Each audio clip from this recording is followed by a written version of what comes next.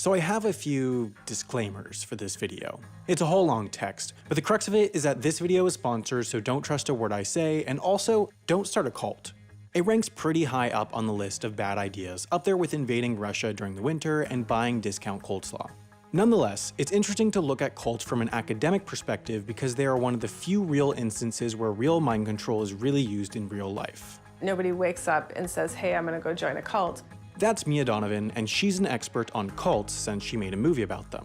Available on Netflix. Nobody in a cult will say they're in a cult. Similarly, nobody in Minnesota will admit they actually live in Canada, but that doesn't make it not true. So what is a cult? Well, most of these groups have a front as a Bible study or political or some other sort of group, but what makes a cult is often that overwhelming influence the leader has over their followers. One could call it brainwashing. Now, the actual process of brainwashing is somewhat disappointingly abstract and inconcrete. There's no three-step guide to brainwashing your cult followers. The process is more of an art than a science. So here's your scientific three-step guide to brainwashing your cult followers. The first stage is break people down. Get them broken. So that's Rick Ross, no relation, and he's also an expert on cults. He calls this process coercive persuasion since he's an academic and doesn't have to worry about clickbaiting YouTube viewers. Say you get invited to a talk or a dinner by a group of people that you've never met before, and suddenly you're like the center of attention, and everybody's showering you with affection and praise and interest. And this is something that a lot of cults will do because that's a very irresistible thing, to be at the center of somebody's attention. Making people feel special is an overwhelmingly great feeling that traps them in. Overall, in this stage, you need to, as Rick says, talk about everything negative in the world, negative in their life, put a lot of pressure on them to crack and break. And then second, change them. Once they're in that broken state, introduce your ideas. As a cult leader, you'll probably have some sort of mission for your followers, whether it be political, religious, or something else. This second stage is where you fix it in your followers' minds.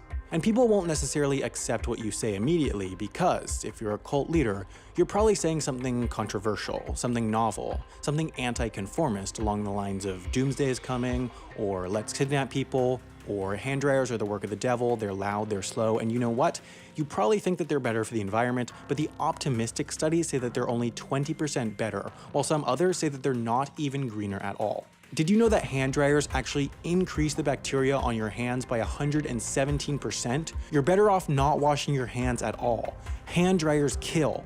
That was just an example.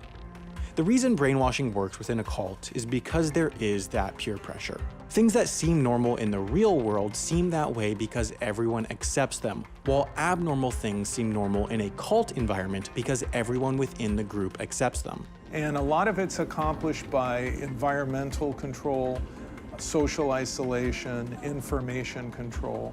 Cult leaders create a new normal by manufacturing people's worlds.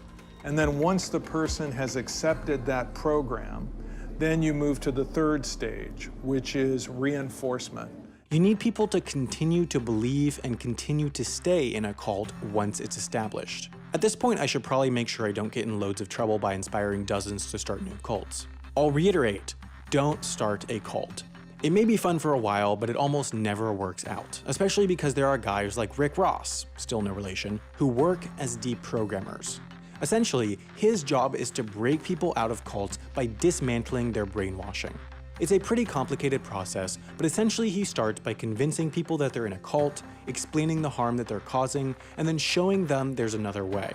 His other job is as the cult expert for the game Far Cry 5.